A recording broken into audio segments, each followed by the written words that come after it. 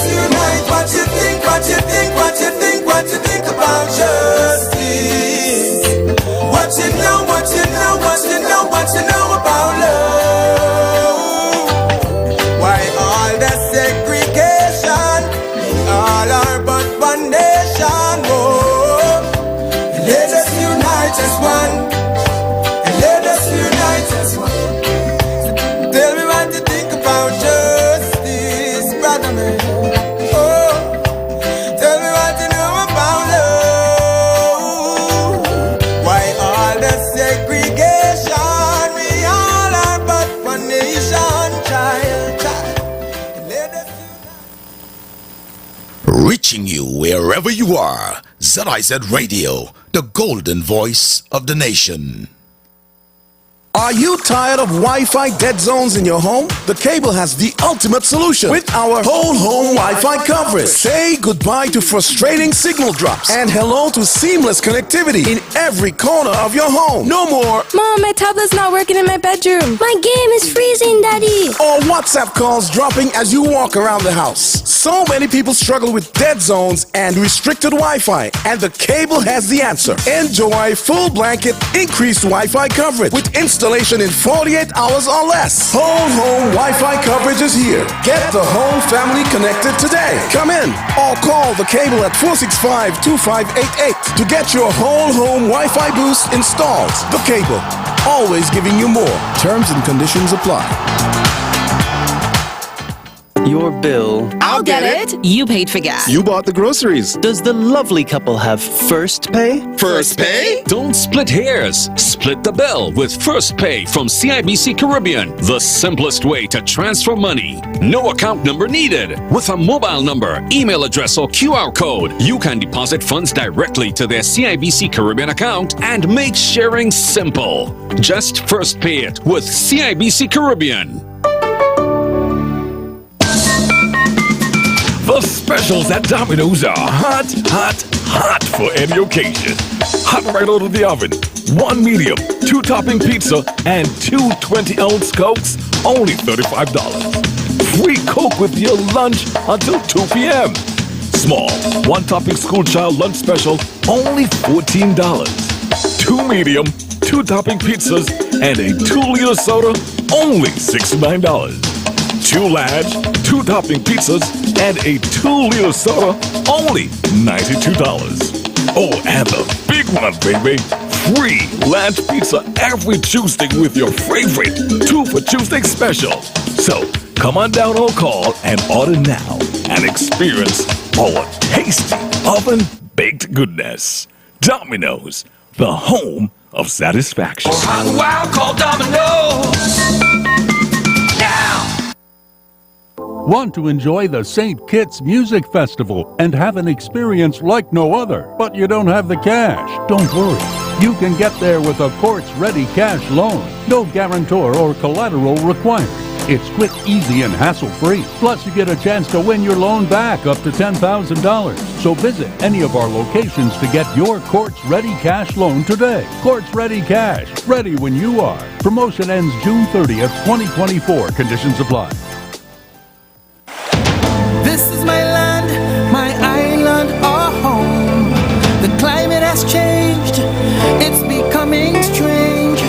We have to come together to keep her forever resilient and strong.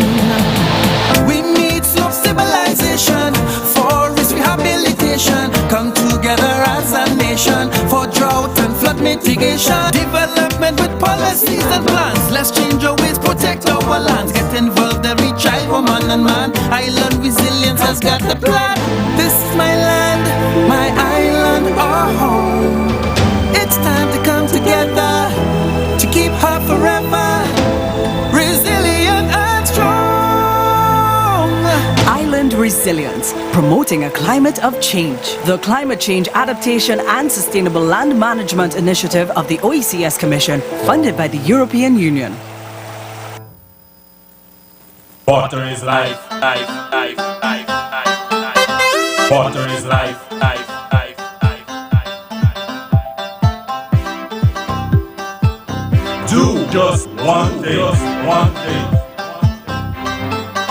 Every drop count. Make sure you check for leaks around your house every day. Every drop count. When brushing your teeth, don't let the water run away. Come stay the water, the water. Preserve the water, the water right now.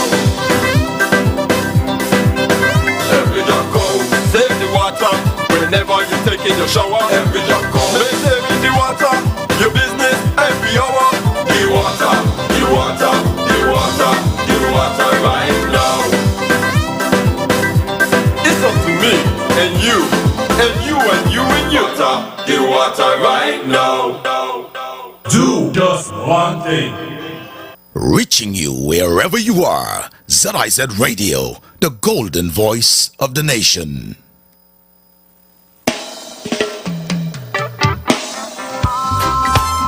Oh, yo, yo, yo, yo, yo.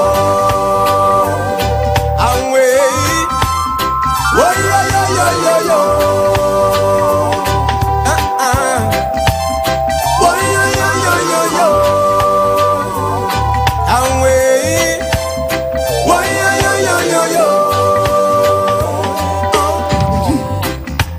Tell me what you think about Christ. Made their sacrifice now. Tell me what you think about equal rights for all, everywhere. Say what you think, what you think, what you think, what you think about justice. What you know, what you know, what you know, what you know about love. Why all the segregation, all our but one nation. Oh, let us unite as one. Let us unite as one. Tell me what you know about love. Tell me what you know about hate that keeps us separated. Tell me what you think about equal rights for all, in every way. Say what you think, what you think, what you think, what you think about justice. What you know, what you know, what you know, what you know about love. Why all the segregation? We all are but one nation. Oh, let us unite as one. Let us unite as one. Oh, love. So many can testify. Love, oh, love. But you still can't satisfy. You keep on praying. You wish that day would come when there'll be equal rights and justice for every man.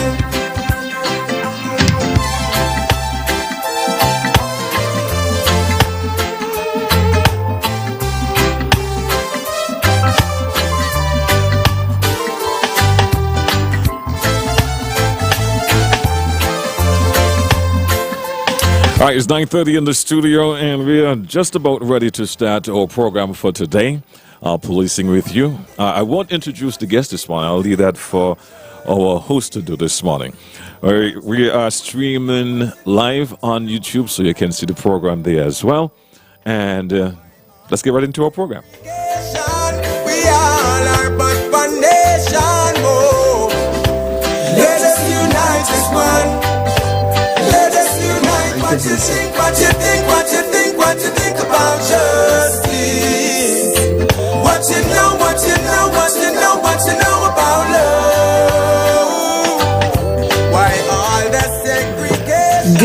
morning and welcome to Policing with You again. I am Inspector Shauna Francis Edwards, and in the studio with me here this morning I have two very important people in our community. I have Mr. Abdia Samuel, National Disaster Preparedness. He works at the NEMA.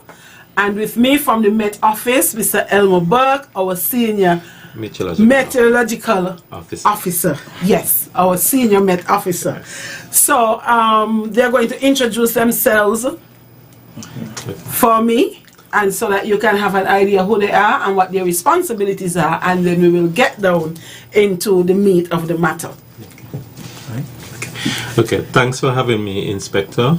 Edwards, you said? Yes, it is. Okay. As I said, my name is Elmo Burke. I'm the Senior Meteorological Officer with the St. Kitts Met Office, and that is located at the RLB International Airport. We fall under SCASPA. However, my role nationally as well, I serve as the Director of Meteorology for St. Kitts and Nevis. So I'm the lead focal point when it comes to all meteorological matters in St. Kitts and Nevis. Thank you very much, Mr. Samuel. Sure. Thank you, Inspector Edwards. Pleasant good morning to all our listeners, home and abroad, via all platforms. Thank you for joining us this morning for this very important discussion at this time of year. My name is Abdia Samuel, National Disaster Coordinator for the National Emergency Management Agency, NEMA. And we are responsible at the NEMA for advising the government and also you, the general public, on matters of crisis management, dealing with any type of catastrophic event that requires a national response. I am the focal point for technical advice to the government of St. Kitts and Nevis when it comes to these matters. And that is for St. Kitts and Nevis in a sharp synopsis of our roles and responsibilities.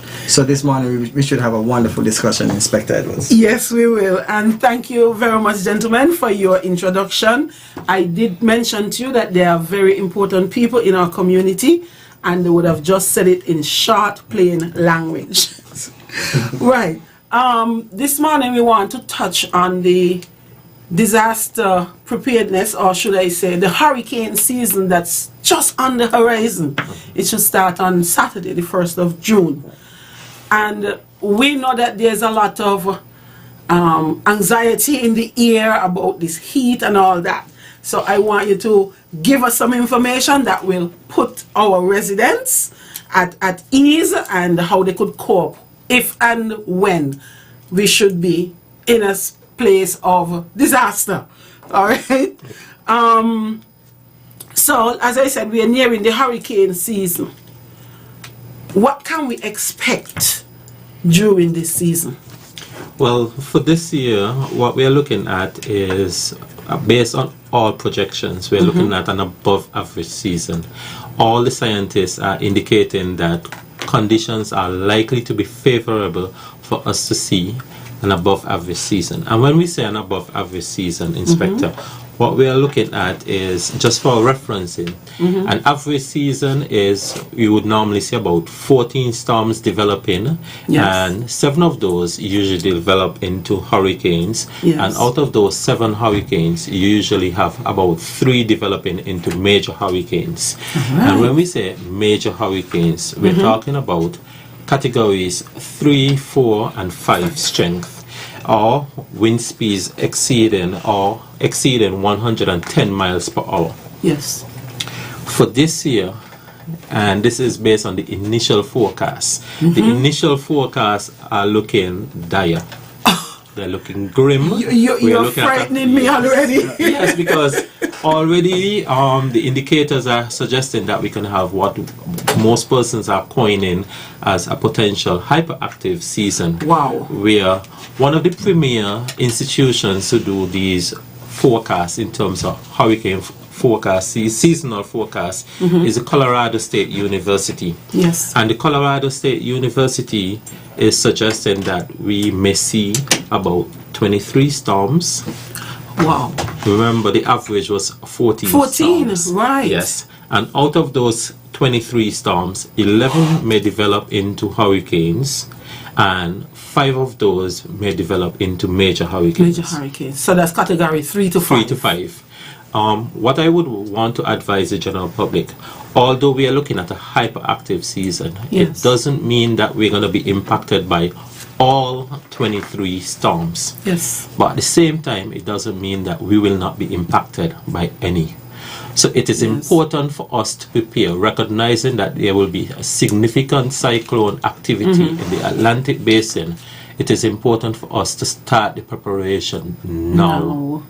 So that when we get into the meat or the peak of the hurricane season, most of your prepared actions are already in place. It's just to implement any last minute actions that you may need to do. Thank you very much. Wow. 11 active. 11 potential hurricanes. Yes. In 1 year. Yes. Thank you very much for scaring me, Mr. Burke. I don't like hurricanes. Okay, this heat wave. I mean, I'm accustomed that when April comes in, you know, gradually you get a little warm. But it's hot. Yes. So how can we explain this? Well, what we have been experiencing recently is some hot spells and heat waves as well. And we would like to advise the general public, based on all climatological models, the years are getting hotter or warmer than normal. So we are seeing the heat season starting earlier. Yes. So for us, for example, we would have started to see an increase in the heat from since early May. Yes. And our heat season usually goes almost aligns with the hurricane season. That's so it usually runs from June to about September, November thereabout. Yes. But tapering off more so in September, October thereabout. Right. However, what we are now seeing, because of the excessively warm oceans, we are seeing a lot more heat spells or hot spells and heat waves. That is what we are looking at for this season. And it's sad to say, based on a lot of the projections, it may become the norm where we're going to be living in a hotter environment. So it's important for persons to start to consider heat as one of the risks and one of the threats that they will now have to pay close attention to when they're planning their day-to-day activity or even their seasonal activities. I understand that.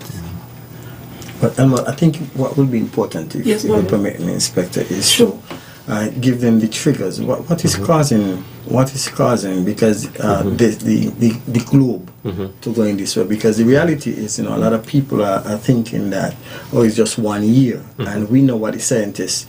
I mean, if Inspector Edwards is scared, imagine when we have to sit down with the scientists and do these modelings for the next 15, 20 years. I could imagine. Right? Just imagine when you see those forecasts and projections and probabilities. Because weather is dynamic. I know it changes. It's fluid. Right? So it's important for the general public to know that. So, what about that keyword? The keyword, the climate change. Climate change. I know he wasn't saying it because I know, and climate change brings what global warming. There we go. So because of climate change and so forth, we're now seeing a shift in terms of the norms. Yes. So we are seeing more extreme events. So we are seeing more hotter periods, and then when it wets, we are getting more wetter period. That's true. Also, when you look at it in terms of a short time frame, we are seeing a lot more sinking air, or a lot of high pressure system building up, almost as if like you're now operating in a pressure cooker. Wow. So that's why when you have those high pressure systems dominating across the area, and you have relatively light winds, you're going to feel excessively warm. So those are things that we are monitoring extremely closely, especially during the season. So we're not only just monitoring the hurricane season this year, we're now going to be monitoring potential heat events. So the heat waves, the hot spells, so that we can advise the general public, because heat is a major threat to the human body. True. Because the body has to regulate the heat, and if it is too hot, it's not going to recover. We actually burn up. Burn up, yes. And to add to that, one of the other hazards, Inspector Edwards, and to our listeners, that we will also have to adapt to is the threat of drought. Drought is something that we have to monitor. We are seeing throughout the Caribbean region a pattern where drought now is affecting a lot of the Caribbean states. Yes. And St. Kitts is not far from that. And that is something that we're going to have to monitor closely and continue to implement and exercise good cultural practices when it comes to water. Okay? It's important. Yes. I will have maybe water department or somebody else come and talk to us about that, because it is very important, especially when you see people using washing the cars and they have the hose on from beginning to end. Yes. A bucket of water can do that, Correct. I've done it. A bucket of water can do it. And then you can just and then you rinse it off. Yeah, but that's for another. That's for another episode. Yes.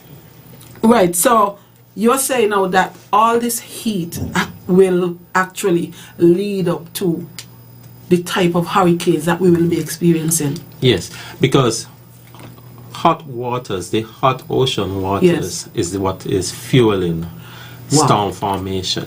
Gotcha. And because what we're now seeing is across the Atlantic basin, the waters are hotter than normal.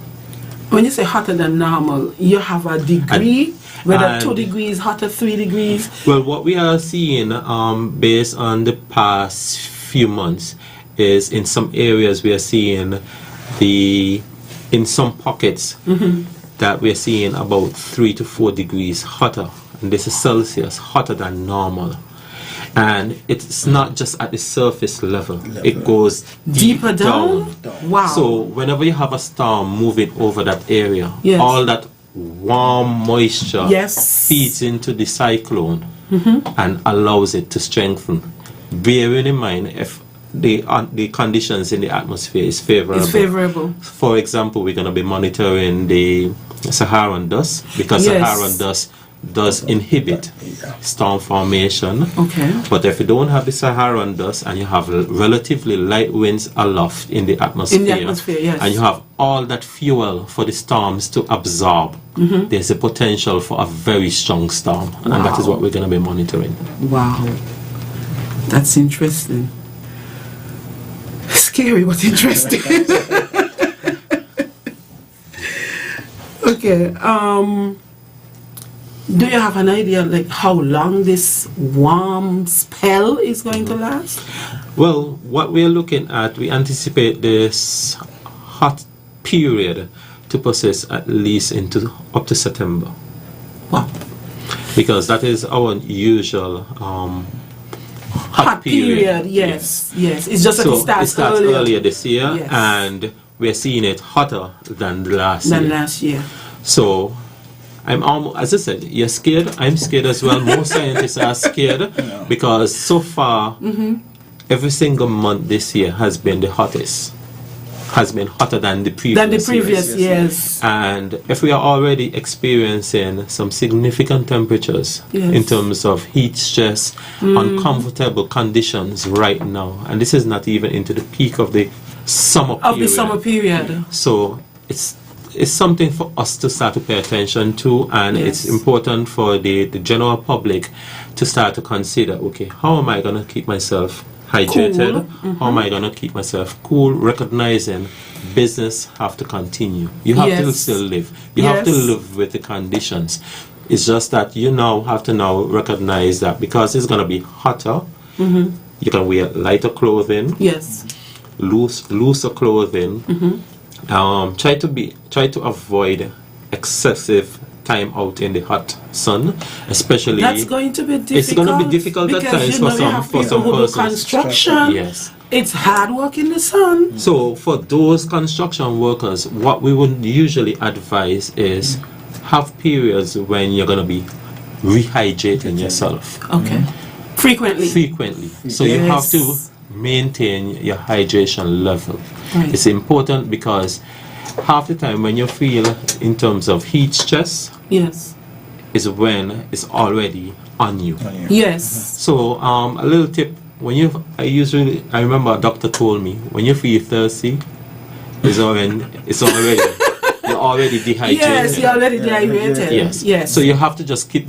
And a lot of persons have a tendency that when they're drinking water, they would gobble down. What we would say, gobble down the water. Yes, because you drink a lot one time. It's always good to just sip it gradually to allow it to be absorbed into the body. Yes. Yes, because gobbling down just goes straight to the bladder. Straight to the bladder and out. Yes. All right. For those listening in, whether on whatever platform you are free to call in, because we will take questions and we'll try to provide the answers for you. But we'll take a short break here, and when we come back, we expect to hear from you.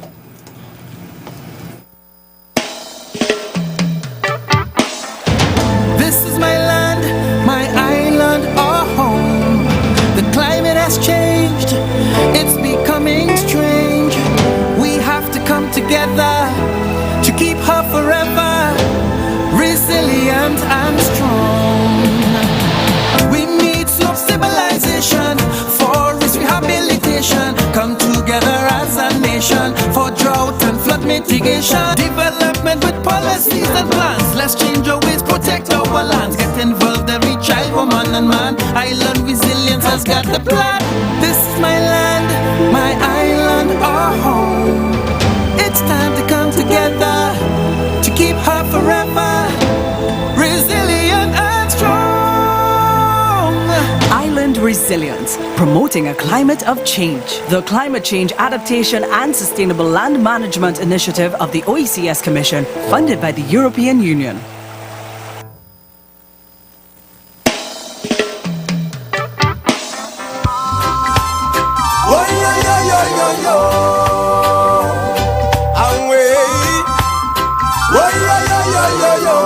Morning. Welcome back. Yes, caller. Inspector Edwards, can you hear me? Yes, I can. Your hair looks so wonderful. You got a nice hair. Your hair, I can't get over looking at your hair. That is beautiful. You have me blushing again. This is Jam Down Brother talking to you. Yes, Jam I Down know. oldest brother from New York. No, New York. Yeah, in America, the ocean, they call it NORAD. NORAD predict that we're losing most of the ice cap. Yes. Because we lost a lot of sea ice. The ice is melting, and the ocean is getting higher. Yes. As you can see, parts of Florida, where there used to be dry land, now it's like a river.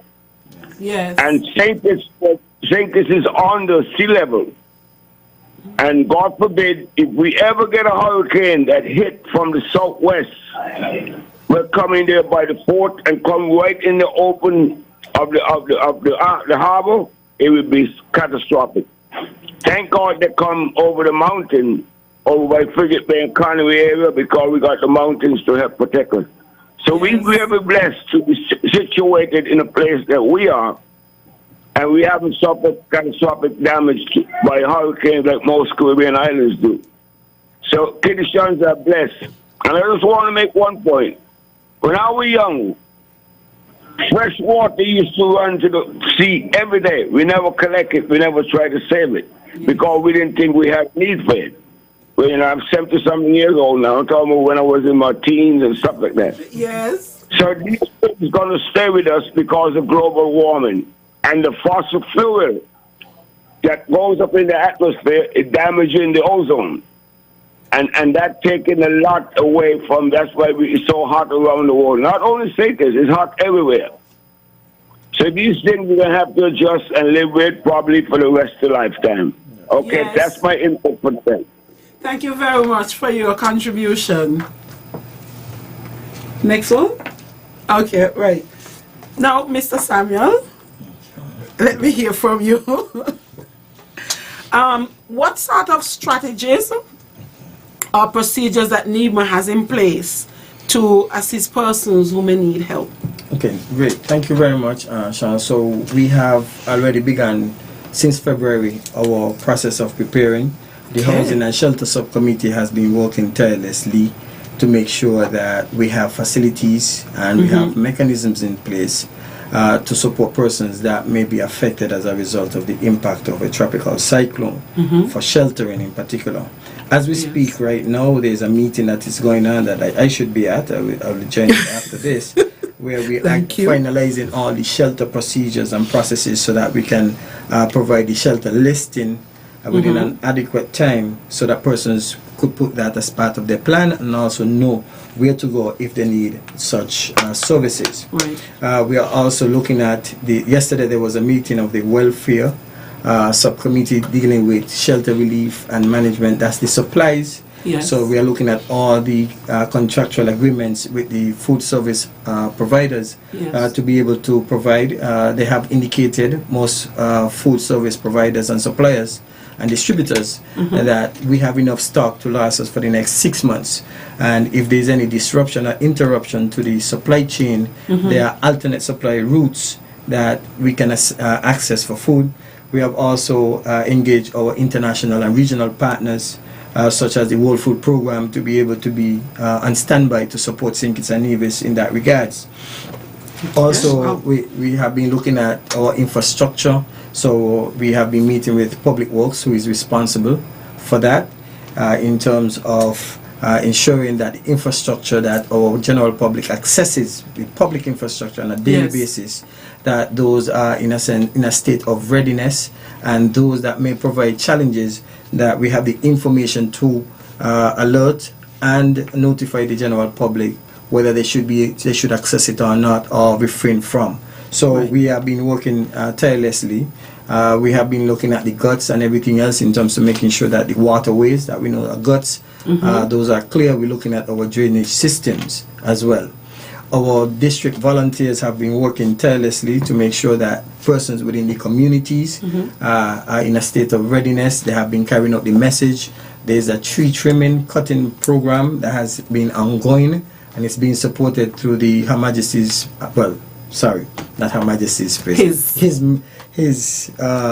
Majesty's prison. Yes. His Majesty's prison. Yes. And also supported by Skelec, the cable, and also we are engaging with some other private and other stakeholders to be able to assist us in that particular process, and that is ongoing. Regionally, we have been discussing with our parent company, which is CEDEMA, the Caribbean Emergency Disaster Management Agency. They too have already informed us here in St. Kitts and Nevis and the wider Caribbean of the state of readiness to provide support to St. Kitts and Nevis and other affected states. We are in the northeast sub-region, which is which has Antigua as the responsible state, and we have been meeting with that particular grouping. In that grouping, we have Anguilla, St. Martin, St. Kitts and Nevis, Antigua and Barbuda, and also Anguilla and Montserrat. So that particular grouping, we are very close-knit, and we are preparing ourselves because of the intensified forecast that we are expecting this year. We are also looking at locally here our social programs to make sure that the most vulnerable are being assisted. That is very important for me. We also are making sure that the persons with disability or the differently able are involved in the preparedness discussions to make sure that they are also inclusive, because the government is taking an all-inclusive approach and all-of-society approach to this state of readiness. And that is how it should be, because it wouldn't be a nice idea where you're preparing everybody else who could walk and talk, and all those who are challenged, then they are left behind. Of course. Now we have to take everybody on board. A life is a life, yes? Right. So what we have been doing is meeting with sectors. For example, we have been meeting with the tourism sector. We have been meeting with the private sector as well to make sure that that business continuity strategy that we want is implemented, is tested and implemented to ensure that we build resilience. What we want to do, Sean, is that Inspector Edwards, that's okay, right? Is that if we're impacted, we want to make sure that we build back better than we were before, but not only that, expeditiously, meaning in quick time. Okay? Yes. Just yesterday, we would have had a consultation with various sectors, including agriculture, water services, the telecommunication service providers, and many other stakeholders to look at our assessment tools so that if we are affected, impacted, we can do the quick assessments, have the data ready to provide that data to the Caribbean donor partner groups so that we can receive assistance in quick time. Because if we have a multiple island state impact by one hurricane, it means that everybody is going to be getting from the same pool. From the same pool. Yes. So we want to make sure that our data goes in very early so that we can be at the top of the priority list for assistance, because we cannot do it alone. I know also we have been discussing our bilateral agreements with the different countries, such as the United States through the U.S. Embassy in Bridgetown, the United Kingdom through the British High Commission in Barbados. We have also been discussing with Canada through the High Commission already in Trinidad and also in Barbados. So we have been having all those discussions. The discussions with these, yes, the ambassador, the embassy, with the embassies and all those.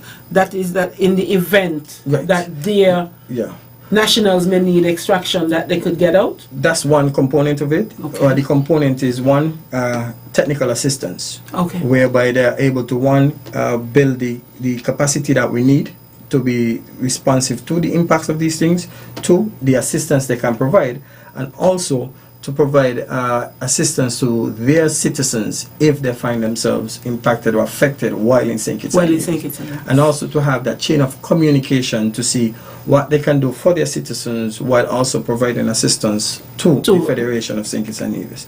So all that is part of I like that one. So all those discussions are going very healthy, intense discussions at times, but they yield good deliverables for us in St. Kitts and Nevis. So if I may continue as well. Sure, go ahead. There is so much, we would have also met with the National Security Framework, because I remember former Commissioner Cooley always used to tell us there are three sets of people when there's a hurricane. You have the police, the defense force, and the thief, right? That is true. Those are only the three persons, right? So we have been meeting with our National Security Framework to make sure that everybody is in a state of readiness. No, Inspector Edwards, and permit me to call you Shauna, because we have that relationship. Here's the thing and the reality, right? We have to plant our feet on the ground. There's a sense of urgency, okay? There's a sense of urgency that I want the general public to adopt to preparing for this particular season. This is when we're going to have to join hands together, despite differences, despite different beliefs, and one, claim to the Most High for that coverage, and two, for us to support each other, because the reality is St. Kitts and Nevis has not been severely impacted by a hurricane to that extent for the past 15 to 20 years. So it means that if we have to get impacted by a category 3 to 5, we have enough lessons from Dorian in 2019, what happened in Abaco, Bahamas, 2017, which was very close to us. We saw what happened to Antigua and Barbuda. We saw what happened to Dominica. We also saw what happened to Grenada back in Ivan in 2005, thereabout. So we have enough lessons learned from the after action review of those impacts that we have to be in a state of readiness. I agree with you. And I must say, the Prime Minister has pledged and committed to ensure that we have all the resources available to prepare the state and be able to respond to and mitigate these impacts. So this is where we are at right now. It's a good place to be. It is. Yes, for now, because you would have done a lot of background and you know. Yeah, so it's a good place to be going forward. Yes. But again, I want to appeal to the general public in particular for the sense of urgency. Do not wait on the state. The state is doing everything possible to make sure that we have the basic needs for the general public ready and available. But you have to have that level of responsibility. If you're patriotic, you have to have that level of responsibility. Yes. Do your things. Make sure you have a plan. If you don't have a plan, come to the NEMO. We will provide you with some guidance. Get to know who your community persons are. Right, that is important. Very important. Get to know who the community volunteers are.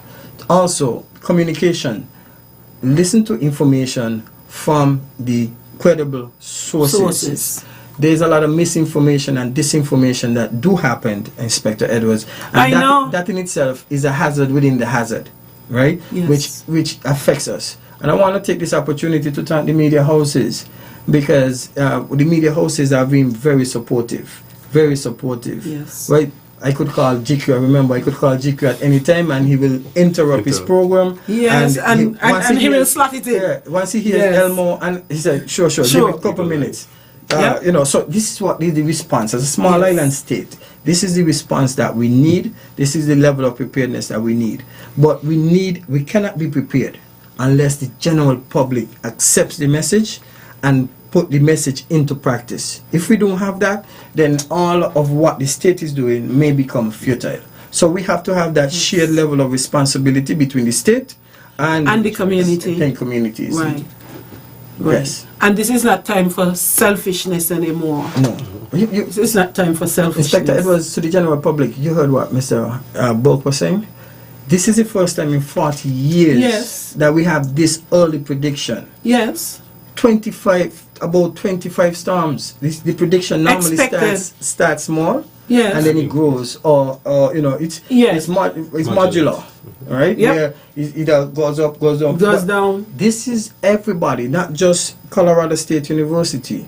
You have NOAA, who is actually predicting higher, 70 to 20 to the European forecasters and the scientists. They're also saying predicting the same thing. So the point is, there is a sense of urgency. This is not, we're not trying to scare you.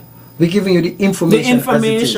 Right. You want to accept it, you accept it. If not, then you know there are consequences to that, right? And 2019, what happened in Abaco, Bahamas, that was just catastrophic. We had so much people die when they shouldn't have, if they had only heeded to the warning. Right. And that's what happened to a lot of us. We wait until it's too late to want to react, and then when you want to react, the time is not there. Definitely. And then you suffer, you know. And we don't want that for our people. We really don't want that for our people. Thank you very much, Mr. Samuel, for this long and very informative discussion, especially on the terms where you would have reached out to various stakeholders, whether public, government, and international, just to make sure that we are ready in the event that we are impacted with any of these storms. You mentioned that these are strategies and procedures that are in place. Just outline a little bit for me as to how the procedure works when you get a call for assistance from somebody whose roof had just gone off their house. Excellent. Wonderful. So there's a two-pronged approach to it. So once we are under the threat of any type of catastrophic hazard, right, such as a hurricane or something like that, then the NEOC will be activated. That's the National Emergency Operations Center. Where all the critical partnerships will come together to manage. So it actually becomes a nerve center. Yes. Let me put it in more basic words. It becomes the government headquarters of the country. Yes. Okay.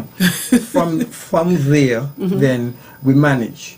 We have 10 national subcommittee. One of those subcommittee is the damage assessment and recovery, which is chaired by the director of